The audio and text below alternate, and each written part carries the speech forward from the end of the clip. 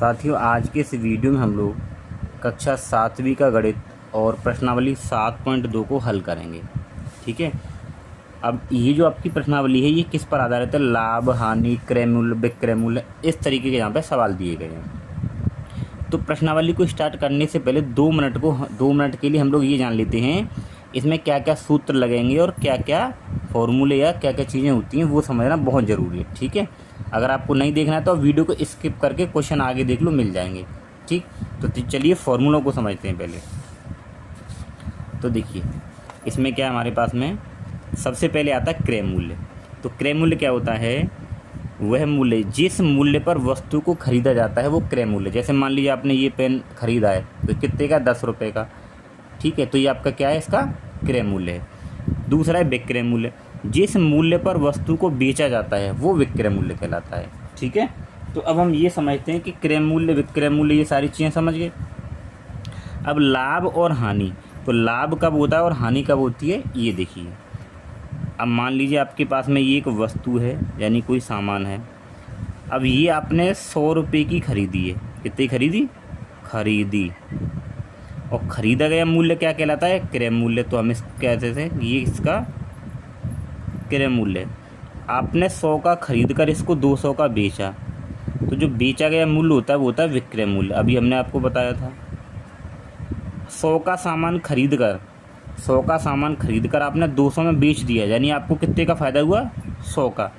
तो वही हमारे पास में लाभ कहलाएगा। तो लाभ कितने का हुआ? 100 रुपये का। तो इस कंडीशन में क्या होता है? लाभ होता है। ठीक है। अब आप ये देखिए यहाँ पे क्रय मूल्य कैसा है? कम है। और विक्रय मूल्य कैसा है? ज़्यादा है। तो मैं यहाँ पे कह सकता हूँ कि विक्रय मूल्य बड़ा है किससे? क्रय मूल्य से। यानी विक्रय मूल्य ज़्यादा है, क्रय मूल्य छोटा है, तभी हमें क्या होगा? लाभ होगा। तो देखिए यहाँ मैंने फॉर्मूले भी लिख रखे हैं। पहले लाभ के लिए देखेंगे। जब विक्रय मूल्य ज़्यादा हो, क्रय मूल्य कम हो, तो लाभ होता है। तो लाभ का फॉर्मूला क्या होता है? लाभ बराबर विक्रय मूल्य माइनस क्रय मूल्य। अगर यहाँ से हमें क्रय मूल्य निकालना हो तो देखिए ये क्रय मूल्य इधर आ जाएगा और ये लाभ इधर जाएगा, तो ये माइनस का हो जाएगा। तो फॉर्मूला बन जाएगा क्रय मूल्य बराबर विक्रय मूल्य माइनस लाभ। यहीं अगर विक्रय मूल्य निकालें तो लाभ प्लस क्रय मूल्य करना पड़ेगा। अब इसी में लाभ प्रतिशत, यानी कितने प्रतिशत का लाभ हुआ, तो लाभ प्रतिशत बराबर होता है लाभ बट्टे क्रय मूल्य गुणा 100। ध्यान रखिएगा, हमेशा लाभ प्रतिशत निकालें या हानि प्रतिशत तो बट्टे में हमेशा क्रय मूल्य, यानी कि कितने रुपए की वस्तु खरीदी थी उसी पर हानि या लाभ निकाला जाता है। अब हानि को समझते हैं। ठीक है। तो देखिए हानि को हम किस तरीके से समझते हैं कि अगर मान लो कोई सामान, ठीक है, एक सामान है, आपने इसको 20 रुपये का ख़रीदा है और 20 रुपये का खरीद कर, ठीक है, ये क्या आपने ख़रीदा, 20 रुपये का खरीद कर आपने इसको 10 रुपये में बेचा। तो 20 रुपये का सामान खरीदा और 10 रुपये में बेचा, तो बेचा मतलब विक्रय मूल्य, और ये आपके पास क्या है? क्रय मूल्य। तो 20 का खरीद कर 10 में बेचा तो आपको क्या हुआ? 10 रुपये की हानि हुई, यानी नुकसान हुआ। ठीक है। तो आप यहाँ देखो क्रय मूल्य ज़्यादा और विक्रय मूल्य कम। तो देखिए ये बनाया मैंने। हानि कब होती है? जब विक्रय मूल्य कम हो और क्रय मूल्य ज़्यादा हो। तो सूत्र बनता है हानि बराबर क्रय मूल्य माइनस विक्रय मूल्य। अब एक ही सूत्र से नीचे सब बन जाएंगे। अगर आपको विक्रय मूल्य निकालना हो तो विक्रय मूल्य इधर आएगा, ये हानि इधर चली जाएगी, तो माइनस की हो जाएगा। तो क्रय मूल्य माइनस हानि कर देंगे। अगर हमें क्रय मूल्य निकालना हो तो हानि प्लस विक्रय मूल्य होगा, याद कर लेना। अगर हानि प्रतिशत निकालनी है तो हानि बट्टे क्रय मूल्य गुणा 100। ठीक है। अब इसमें नीचे 2 फॉर्मूले और बचते हैं कि हानि बराबर, देखिए हानि जब भी निकालेंगे ना वो क्रय मूल्य पे निकलेगी। हानि जब निकालेंगे तो क्रय मूल्य का कितने प्रतिशत है ऐसे निकलेगी यहाँ से, और लाभ निकालेंगे तो क्रय मूल्य का लाभ प्रतिशत। तो ये दोनों बाद में यूज होंगे। ठीक है। चलिए अब प्रश्नों को स्टार्ट करते हैं। तो सबसे पहला प्रश्न देखिए हमें दे रखा है ये रहा। तो यहाँ पूछा है कि क्रय मूल्य के निम्न सौदों में हानि या लाभ ज्ञात कीजिए और प्रत्येक दशा में प्रतिशत हानि और प्रतिशत लाभ भी ज्ञात कीजिए। ठीक है। तो ये हमारा पहला प्रश्न दे रखा है। तो यहाँ पे पहला प्रश्न, एक बगीचे में काम करने वाली कैंची। तो कैंची 250 रुपये में खरीदी है, तो खरीदा मतलब क्रय मूल्य। तो यहाँ पे आप देखिए लिख के सही तरीके से, कैंची का क्रय मूल्य।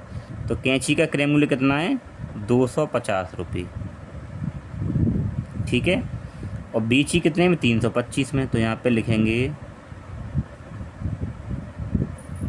कैंची का शॉर्ट में लिखेंगे विक्रय मूल्य, क्योंकि बेचना विक्रय मूल्य होता है। कितने बेची है वो 325 रुपये में। अब आप ये देखिए 250 का सामान खरीदा इतने में बेचा है, तो ज़्यादा में बेचा है तो आपको लाभ होगा, तो लाभ निकालेंगे। तो लाभ बराबर फॉर्मूला क्या होता है विक्रय मूल्य, अभी आपको बताया था, और माइनस क्रय मूल्य। तो विक्रय मूल्य कितना है 325 और क्रय मूल्य कितना है 250। अब आप इसमें से इसको घटा दीजिए, तो साइड में घटा लीजिए कि 325 में से आपको 250 घटाने, तो 5 बचे, यहाँ से असल 12 में से 5 के 7 बचे, कितने बचे 75। यानी कि आपको जो लाभ हुआ है वो कितने रुपए का हुआ है 75 रुपये का। लेकिन उसने एक और बात कही है, अगर लाभ या हानि जो भी उसको प्रतिशत में और ज्ञात करो, तो उसको प्रतिशत में ज्ञात करते हैं, ठीक है। तो फॉर्मूला लगाएंगे लाभ प्रतिशत बराबर, तो क्या बताया था मैंने फॉर्मूला ये रहा कि लाभ बट्टे क्रय मूल्य गुणा 100, तो लगा दीजिए। तो ऊपर आएगा लाभ और बट्टे में क्या आएगा यहाँ पे क्रय मूल्य और गुणा में 100। तो लाभ कितने का है 75 का, बट्टे क्रय मूल्य यानी कितने में खरीदी 250 रुपये में, और गुणा में क्या करना है 100। तो देखो यहाँ पे बस आपको इसको काटना है, तो 1 0 से 1 0 कट जाएगी। अरे इसको 25 से काटें तो 25 से कम 25 और 25 दिया 75। अब 3 की गुणा 10 से करेंगे कितना आ जाएगा 30, यानी हमें 30% का लाभ होगा, ठीक है। तो ये पहला हो गया। अभी इसका बी प्रश्न करते हैं। तो बी में क्या दे रखा है, एक रेफ्रिजरेटर इतने में खरीदा, बी। तो खरीदा मतलब क्या है क्रय मूल्य, तो यहाँ पे लिखिए रेफ्रिजरेटर का क्रय मूल्य। तो रेफ्रिजरेटर का क्रय मूल्य कितना 12,000 रुपये, 12,000 रुपये, और 13,500 में बेचा मतलब विक्रय मूल्य। रेफ्रिजरेटर का विक्रय मूल्य बराबर कितना है 13,500 रुपये, ठीक है। अब आपने 12,000 का कोई सामान खरीदा और 13,500 बेचा, तो क्या होगा लाभ है, क्या है लाभ। तो लाभ बराबर क्या होता है फॉर्मूला विक्रय मूल्य माइनस क्रय मूल्य। लाभ हो रहा है क्योंकि विक्रय मूल्य ज़्यादा है क्रय मूल्य कम है। तो विक्रय मूल्य कितना है 13,500 और माइनस 12,000, तो आपको 12,000 घटाने, तो यहाँ पे साइड में घटाइए कि 13,500 में से हमें 12,000 घटाने, 0 0 5 1 1500 बचे, कितने बचे 1500, यानी कि आपको 1500 रुपये का लाभ हुआ। अभी लाभ प्रतिशत में और निकालना है, तो यहाँ पे लिखिए लाभ प्रतिशत बराबर क्या होता है फार्मूला कि लाभ बट्टे क्रय मूल्य गुणा 100। तो लाभ कितने का हुआ 1500 का, बट्टे क्रय मूल्य कितना है 1200 रुपये गुणा 100। इसको हल करेंगे, देखिए 2 0 से 2 0 कट जाएंगे, ठीक है। हमारे पास बचा 1500 बट्टे, देखिए यहाँ 12,000 है, तो 1 0 से ई और कट जाएगा, तो ऊपर कितना बचेगा 150, नीचे कितना बचेगा 12। तो आप 12 की भाग करिए 150 में, तो 12 एकम 12, यहाँ पे कितने बचे 3 और 12 दूनी 24, 6 बचे, पॉइंट लगा के 0 बढ़ाओ और 12 पंजे 60, यानी 12.5 आएगा उत्तर। तो इसको इससे काटेंगे तो ये आ जाएगा 12.5%, ठीक है। ये इसका लाभ हो जाएगा। इसके बाद इसका सी प्रश्न देखते हैं। तो देखिए सी क्या कह रहा है, एक अलमारी इतने में खरीदी, ठीक है, सी। तो अलमारी खरीदी है,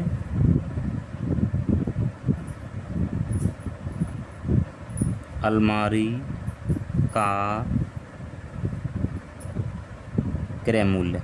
तो अलमारी का क्रय मूल्य कितना है? 2500 रुपये। 2500 रुपये। बेची कितने में? 3000 में।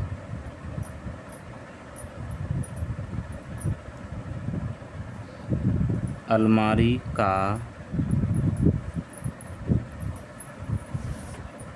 विक्रय मूल्य 3000,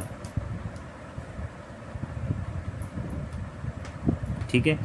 अब कोई सामान 2500 में खरीदा, 3000 में बेचा, क्या होगा? लाभ होगा, क्योंकि विक्रय मूल्य ज़्यादा, क्रय मूल्य कम। यहाँ पे आपके पास लाभ होगा। तो जब मैं लाभ निकालूंगा तो फॉर्मूला बनता है विक्रय मूल्य माइनस क्रय मूल्य, ठीक है। तो विक्रय मूल्य कितना है? 3000 और माइनस ये। अब 3000 में से 2500 घटाने, तो आपके पास 500 रुपये बचे। यानी कि आपको जो लाभ हुआ है तो कितने का हुआ है? 500 रुपये का। अब ये प्रतिशत में निकालना है लाभ, तो सूत्र लगाइए कि लाभ प्रतिशत बराबर लाभ बट्टे क्रय मूल्य और गुणे में 100। तो लाभ कितने का? 500 का।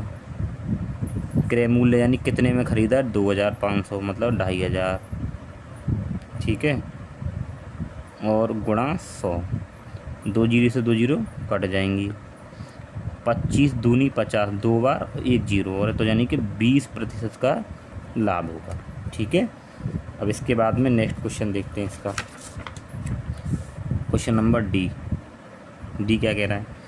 एक स्कर्ट 250 रुपये में खरीदी। तो खरीदी मतलब क्या? क्रय मूल्य। तो यहाँ पे लिखिए स्कर्ट का क्रय मूल्य कितना है? 250 रुपये। और बेची कितने? 150 में। तो यहाँ पे लिखिए स्कर्ट का विक्रय मूल्य कितना है? 150 रुपये, 150 रुपये, ठीक है। अब हमें यहाँ क्या करना है? अब देखिए 250 का सामान ख़रीदा आपने, इतने में बेचा है, तो आपको हानि होगी। तो हानि निकालनी है हमें। तो हानि बराबर सूत्र क्या बन जाएगा? ज़्यादा कौन सा? क्रय मूल्य। तो क्रय मूल्य में से विक्रय मूल्य घटाएंगे, तो हानि बनेगी क्रय मूल्य और माइनस का विक्रय मूल्य। तो क्रय मूल्य कितना है? 250 और हानि कितनी है? 150। 250 में से 150 घटाएंगे, कितने बच्चे? 100। यानी आपको 100 रुपये की हानि हुई, ठीक है। हानि कितने की हुई है? 100 रुपये की, ये हानि होगी।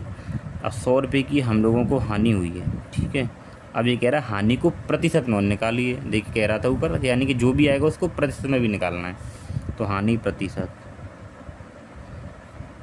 प्रतिशत बराबर सूत्र क्या होता है? हानि, ये सारे सूत्र आपको यहाँ से याद कर लेने, ठीक है। ये जो मैंने आपको बताया था हानि का, ये रहा सूत्र, हानि बट्टे क्रय मूल्य गुणा 100।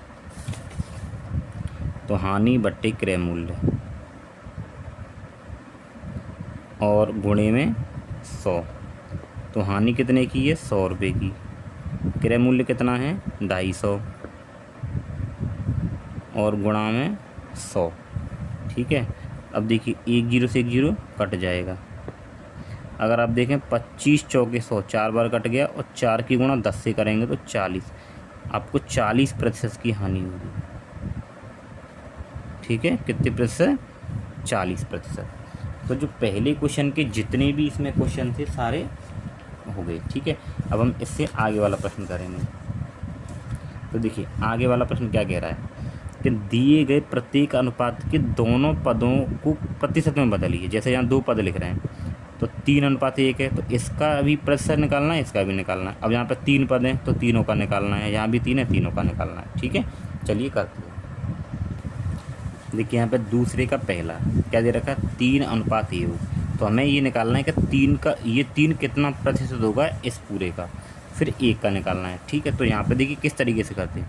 अब ये प्रथम पद है और ये द्वितीय पद है, आप ऐसे मान लीजिए ये पहला पद और ये दूसरा पद। तो यहाँ पे हम लिखेंगे कुल पदों का योग, कुल पदों का योग। तो आप कुल पद 3 और 1 हो जाएगा, तो 3 + 1 कितना हो जाएगा, 4। अब हमें निकालना है पहले पद का प्रतिशत। ठीक है, तो यहाँ पे लिखिए प्रथम पद का प्रतिशत। तो देखिए कैसे निकालेंगे, जो कुल आपने जो निकाला उसको तो नीचे रखिए। अब प्रथम पद मतलब कौन है, 3, तो उसको ऊपर रखिए, गुणा में कर दीजिए 100, क्योंकि प्रतिशत निकालने के लिए 100 से गुणा करते हैं। 4 से काटेंगे 25 बार, और 25 की गुणा 3 से, तो 25 × 75% आ गया। ठीक है, अब हमें दूसरे वाले इसका निकालना है, तो इसको आप द्वितीय पद मान लीजिए। तो यहाँ पे लिखिए द्वितीय पद का प्रतिशत। तो कैसे निकालेंगे, कुल कितना आया था, 4। अब दूसरे पद का निकालना है, तो दूसरा पद कौन है, 1, और गुणा 100। 4 से काटेंगे 25 बार, और 25 से कम 25, कितना आ जाएगा, 25%। ठीक है, कितना आ जाएगा, 25%। अब इसके बाद में इसका बी, तो बी क्या देखिए कि 2:3:5। तो यहाँ भी प्रथम द्वितीय 3 पद हैं हमारे पास में, तो इनका कुल योग निकालिए। तो यहाँ पे लिखिए पदों का कुल योग। तो पदों का कुल योग निकालेंगे तो जोड़िए, यहाँ पे 2 + 3 + 5 कितना हो गया, 5 और 3 8 और 2 10 हो गया। अब पहले प्रथम पद का प्रतिशत निकालना, तो यहाँ पे लिखिए प्रथम पद का प्रतिशत, यानी पहला पद लिख सकते हैं आप। तो प्रथम पद का प्रतिशत निकालेंगे, तो पहला पद क्या है, यहाँ पे 2 है, और बट्टे कुल लगाते नीचे 10, और गुणा 100 कर दीजिए। तो 10 से काटेंगे 10 बार, और 10 दूनी 20, कितना आ जाएगा, 20%। ठीक है, अब आपको दूसरे पद का निकालना प्रतिशत। तो यहाँ पर दूसरा पद भी लिख सकते हैं आप, दूसरे पद का प्रतिशत। तो दूसरे पद का प्रतिशत, तो बट्टी में तो कुल लगाइए, और दूसरा पद कितना है, 3, और गुणा 100। 10 से काटेंगे 10 बार, तो 10 × 30, कितना आ जाएगा, 30%। ठीक है, अब हमें निकालना है तीसरे का। तीसरा क्या, 5 है, तो यहाँ पे लिखिए तीसरे पद,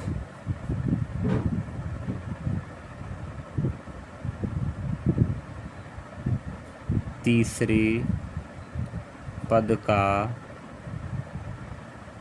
प्रतिशत। तो तीसरे पद का निकालेंगे, तो बट्टी में तो कुल आएगा, तीसरा पद कितना है, 5, तो यहाँ 5 और गुणे में 100। 10 से काटेंगे 10 बार, और 10 पंजे 50, 50% ये आ गया। ठीक है, अब इसके बाद में ये इसका सी। तो सी क्या है हमारे पास में कि 1:4। तो कुल पदों का योग निकालिए पहले, कुल पदों का योग। तो 1 + 4 बराबर कितना हो जाएगा, 5। अब हमें पहले पद का प्रतिशत निकालना है, तो पहले पद का प्रतिशत। तो पहले पद का प्रतिशत निकालेंगे, तो कुल तो नीचे आ जाएगा, और पहला पद क्या है, 1 गुणा 100, यानी कि आपको जिस पद का निकालना है उसको तो ऊपर रखना है, और जो कुल योग आया है वो नीचे रखते हैं। 5 से काटेंगे 5 दूनी 10, और 0, 20 से कम 20, तो 20%। ठीक है, अब दूसरे का निकालिए, इसका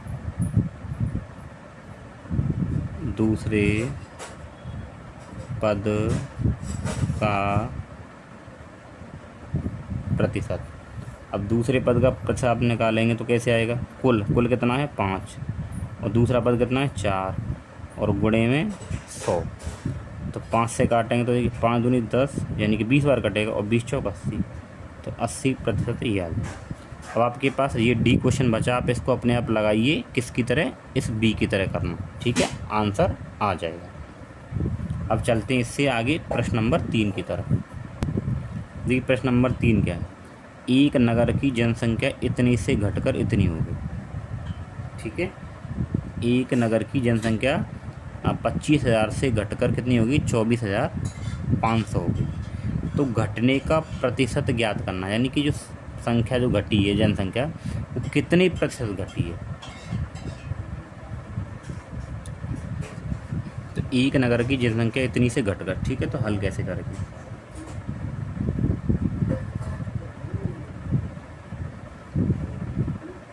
नगर की जनसंख्या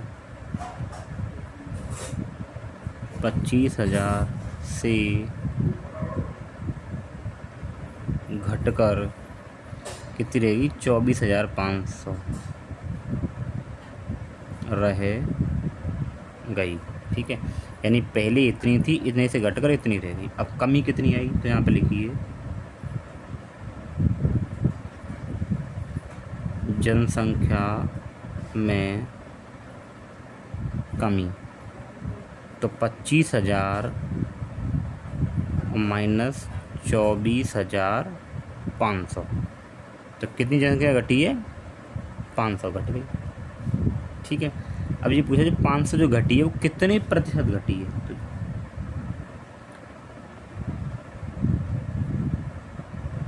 जनसंख्या में प्रतिशत कमी, यानी कि कितने प्रतिशत की कमी हुई है, ठीक है। तो कमी कितनी हुई है, 500 की। और पहले शुरुआत में, ठीक है ना, कितनी थी, 25,000, तो वो नीचे रखा जाएगा और गुणा 100। तो ये आपका 2 जीरो से 2 जीरो कट जाएगा, 1 जीरो से 1 जीरो ये कट जाएगा। तो यहाँ 25 दूनी कितना हो जाएगा, 50। तो जनसंख्या में 2% की कमी हुई है, ठीक है। तो ये हो गया। तो यहाँ पर लिख देंगे अतः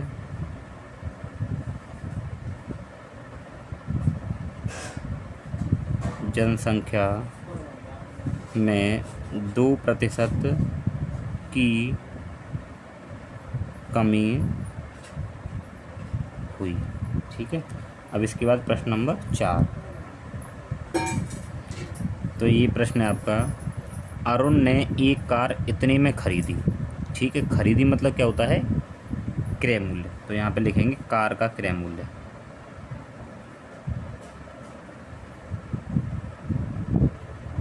कार का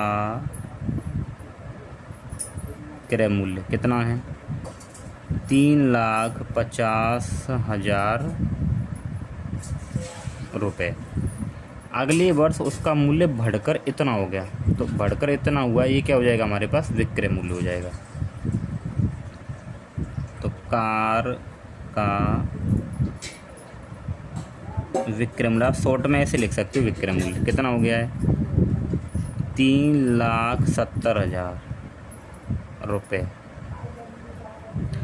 अब आप ये देखिए, कार 3.5 लाख में, 3,50,000 में खरीदी और 370 में बेच दी, तो विक्रय मूल्य ज़्यादा है, खरीद मूल्य कम है, तो क्या होगा, लाभ होगा। तो यहाँ पर निकालेंगे लाभ।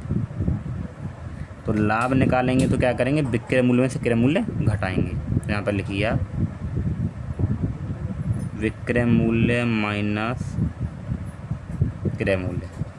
तो विक्रय मूल्य कितना है, 3, और ये है हमारे पास में विक्रय मूल्य, माइनस क्रय मूल्य कितना है, ये है। अब इसमें से आप घटाइए, साइड में घटा लीजिए, देखिए 370 और 3,50,000 हमें घटाने, 0 0 ये 0 0 7 में 5 के 2, यानी कितने का हुआ, ये आपका 20,000। तो लाभ जो आया आपके पास कितना आया, 20,000 आया, 20,000 रुपये। तो 20,000 का क्या हुआ, लाभ हुआ। अब उसने कहा है कि जो लाभ हुआ है वो प्रतिशत में ज्ञात करना है। ठीक है, कार के मूल्य की जो वृद्धि हुई है वो कितनी प्रतिशत हुई है वो हमें निकालनी है। तो यहाँ निकाल दीजिए कि वृद्धि प्रतिशत, वृद्धि प्रतिशत। तो वृद्धि प्रतिशत आप निकालेंगे तो वृद्धि कितनी की हो रही लाभ में, मतलब लाभ इतने का हो रहा है आपको, तो ये ऊपर आ जाएगा। और बट्टे में क्या आता है, क्रय मूल्य। बट्टे में क्या आता है, क्रय मूल्य। तो क्रय मूल्य कितना है, ये रहा कि 3,50,000 और गुणा क्या करेंगे 100। 2 जीरो से 2 जीरो कट जाएंगी, 1 जीरो से 1 जीरो कट गई, 1 जीरो से 1 जीरो कट गई। तो ये हमारे पास कितना आया ऊपर 200 और बट्टे यहाँ पे कितना है 35 है। ठीक है, अब देखो 5 से कटेगा ये 7 बार और 5 चौके 20 कितना आ गया 40। तो ये आ जाएगा 40/7। तो अब इसको और हल करेंगे तो आप क्या करें कि 40 में 7 से भाग करिए तो ये जाएगा 7 6 42। तो 7 पंजे 35, 5 बार 5 बची। ठीक है, अब पॉइंट लगाइए यहाँ पे फिर 0 और 7 7 49, 1 बचा, पॉइंट लग रहा है 0। ठीक है, और 7 एकम 7। देखो आप इसको पॉइंट में ना करके, ठीक है, क्योंकि पूरा पूरा ये कट ही नहीं रहा है, तो पॉइंट में ना करके आप एक काम कर सकते हो इसमें क्या कि 7 का भाग आप 40 में लगाइए। तो देखिए 7 पंजे 35 और 5। आप इसको इतना मिश्र भिन्न के रूप में लिख दीजिए कि 5 और 5 और यहाँ पे 7, यानी 5 बार भाग गया 5 और शेष बचा ऊपर। तो हम इसको लिख सकते हैं 5 सही 5/7% की यहाँ पे क्या होगी, वृद्धि होगी। तो ये हो जाएगा वृद्धि प्रतिशत।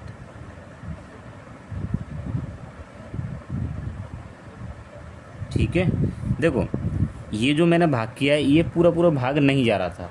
ठीक है, क्योंकि ये संख्या बार बार चल रही थी, तो इस वजह से हमने इसको मिश्रित भिन्न में यहाँ पे छोड़ दिया। ठीक है, पूरा भाग जाता तो भाग लगा के उत्तर कर सकते थे, आपकी बुक में ये उत्तर दिया गया। ठीक, अब करेंगे प्रश्न नंबर 5।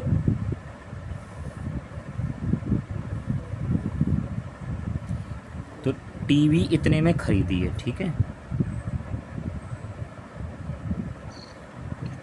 टीवी का क्रय मूल्य, टीवी का क्रय मूल्य। तो टीवी का क्रय मूल्य कितना है 10,000 रुपये। ठीक है, अब ये कह रहा है खरीद कर 20% लाभ पर बेचा, यानी कि 10,000 रुपये भी तो 20% लाभ कमाया होगा उसने। ठीक है, तो प्रतिशत लाभ कितना दे रखा है, प्रतिशत लाभ बराबर कितना है 20%। अब ये तो प्रतिशत का लाभ दे रखा है, ये क्या दे रखा है, प्रतिशत वाला लाभ दे रखा है। देखिए शुरू में मैंने ये बताया था, अब जैसे कि हमें प्रतिशत का लाभ दे रखा हो और क्रय मूल्य, तो जब हम केवल लाभ निकालेंगे तो क्रय मूल्य का क्या कर देंगे, लाभ प्रतिशत यानी प्रतिशत निकाल देंगे उसका।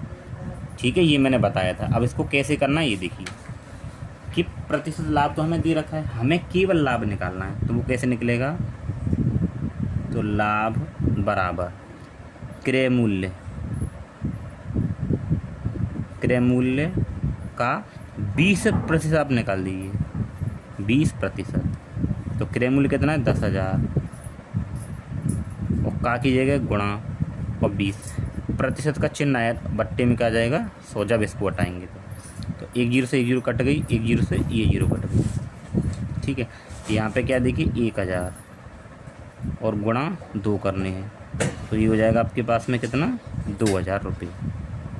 यानी हमें 2,000 रुपये का क्या हुआ है, लाभ हुआ है। तो मुझे बेचने पर कितना धन, यानी कि कुल धन हमें यहाँ पे निकालना है।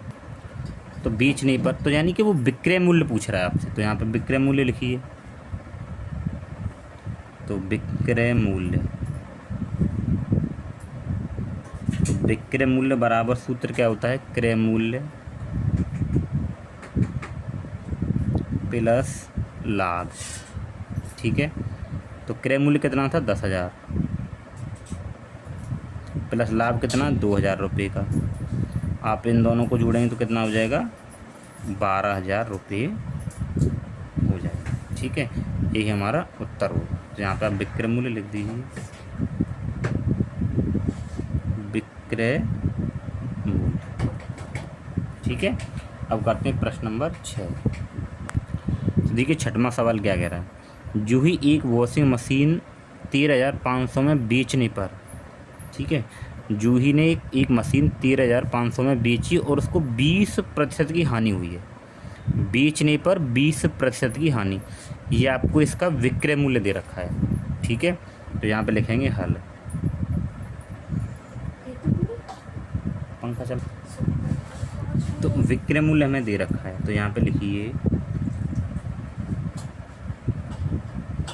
वॉशिंग मशीन का विक्रय मूल्य।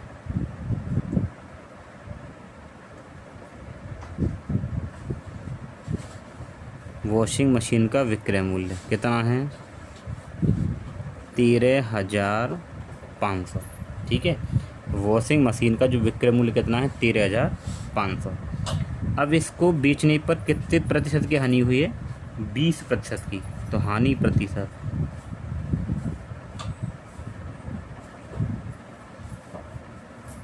हानि प्रतिशत, तो ये आ जाएगा कितना? 20%। ठीक है, अब हमें देखिए, हमें निकालना क्या है? वह मशीन कितने में खरीदी, खरीदी मतलब क्रय मूल्य। अब जो नहीं दे रखा है ऐसे प्रश्नों में उसको हम x मान लेंगे या y मान लीजिए। तो यहाँ पे लिखेंगे कि माना वॉशिंग मशीन का क्रय मूल्य, तो वॉशिंग मशीन का क्रय मूल्य हमने क्या मान लिया? x मान लिया। ठीक है, अब जो हानि होगी हमारे पास में, अब ये प्रतिशत में हमें दे रखी है। ठीक है, देखिए हानि, तो हानि जब भी निकालेंगे, हानि निकालेंगे तो वो क्रय मूल्य का निकलेगी, और लाभ निकालेंगे वो भी क्रय मूल्य पर निकलता है। तो हानि अगर मैं निकालूंगा तो x का 20% होगी। तो x का 20%। अब हानि अगर हम निकालें तो x और का की जगह पे गुणा, तो 20 बट्टे में प्रतिशत का चिन्ह हटाएंगे तो क्या माना जाएगा? 100। ठीक है, तो देखिए 20 एकम 20 और 20 पंजे 100, तो कितना आ जाएगा? इसकी गुणा इससे करेंगे x की, तो ये आ जाएगा x/5। यानी कि अगर हम हानि देखें तो हमारे पास x/5 हानि आ गई।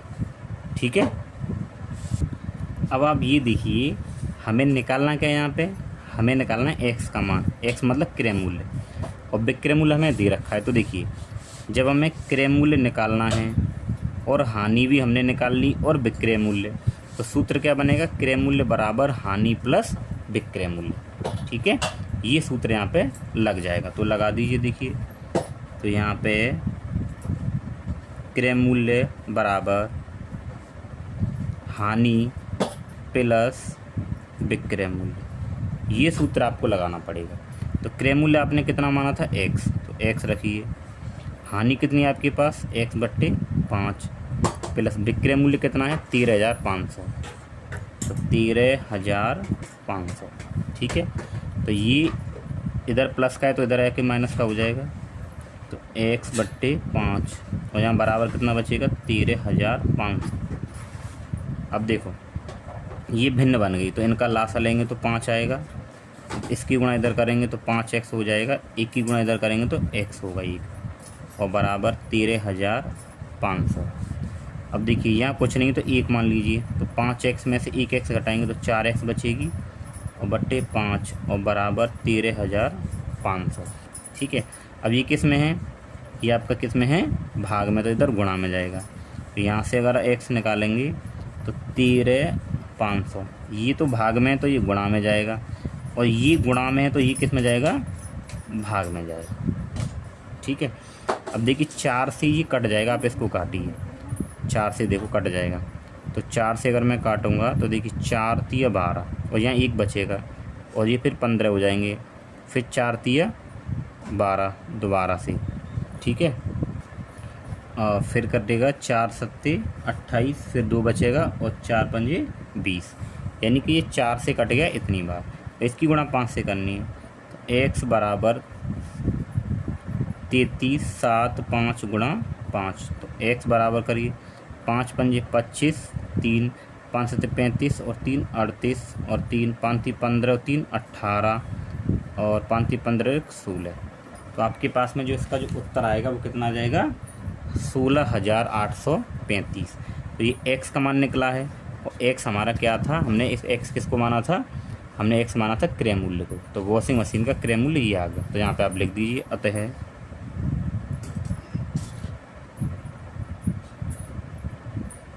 वॉशिंग मशीन यानी कितने में ख़रीदी, वॉशिंग मशीन 16,885 रुपये में ख़रीदी थी। यही उसने पूछा था कि वह मशीन उसने कितने में ख़रीदी थी। तो मशीन कितने में ख़रीदी उसने 16,885 में। ठीक है, अब इससे आगे वाला प्रश्न देखिए, यहाँ पे 7 आएगा। ठीक है, इसको सही कर लेंगे। क्या आएगा 7, इसको काट के दूसरा लिख देता हूँ 16,875 आएगा। ठीक है, ये सही कर लेना आप, करेक्शन इसमें। अब इसके बाद में 7वां प्रश्न क्या है, देखिए इसमें 2 प्रश्न हमें दे रखे हैं। चाक पाउडर, जो चौक होता है ना, चौक पाउडर में कैल्शियम, कार्बन और ऑक्सीजन का जो अनुपात है वो कितना है 10:3:12 है। ठीक है, तो इसमें हमें पहले में कार्बन की प्रतिशत मात्रा यहाँ पे निकालनी है। ठीक है, तो यहाँ पे हल, तो पहला क्वेश्चन हल कर रहे हैं हम लोग, क्योंकि इसमें 2 प्रश्न दे रखे हैं, एक ये नीचे, दूसरा इसको बाद में करेंगे। तो पहले अनुपात क्या दिया गया हमें यहाँ पे, देखिए दिया गया अनुपात, दिया गया अनुपात, तो ये दे रखा है 10:3:12। ठीक है, अब इससे पहले हमने अनुपात वाले सवाल, दूसरा जो क्वेश्चन किया था उसमें ऐसा ही पूछा था। तो इनका कुल योग निकालेंगे हम। ठीक है, मतलब ये कुल कितना भाग होगा, तो कुल भाग, तो इन सबको जोड़ दीजिए 10 + 3 + 12, तो ये हो जाएगा 25। कितना हो जाएगा 25। अब ये पूछ के इसका रहा है कार्बन की जो मात्रा है वो प्रतिशत में बतानी है। ठीक है, तो यहाँ पे लिखिए चौक पाउडर में कार्बन की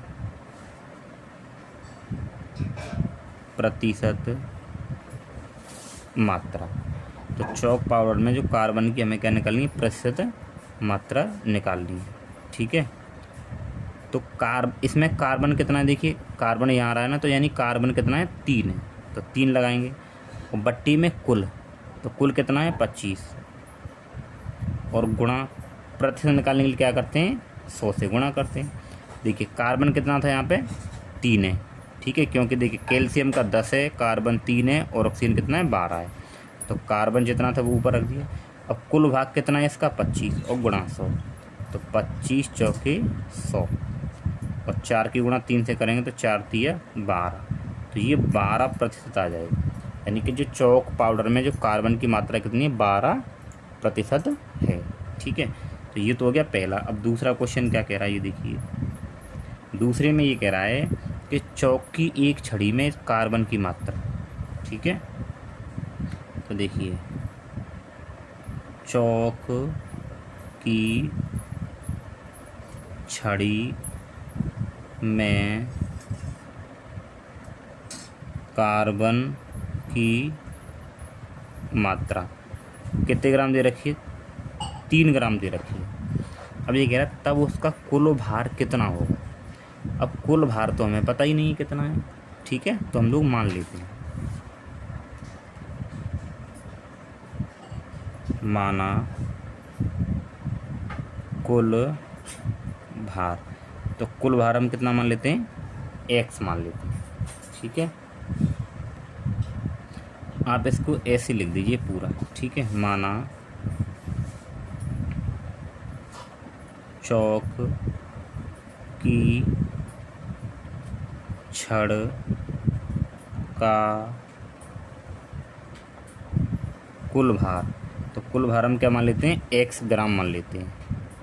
ठीक है, अब देखिए, अगर हम ये देखें कि चौक में जो कार्बन की जो मात्रा आई थी वो कितने प्रतिशत आई थी, 12% आई थी। कितनी आई थी, 12।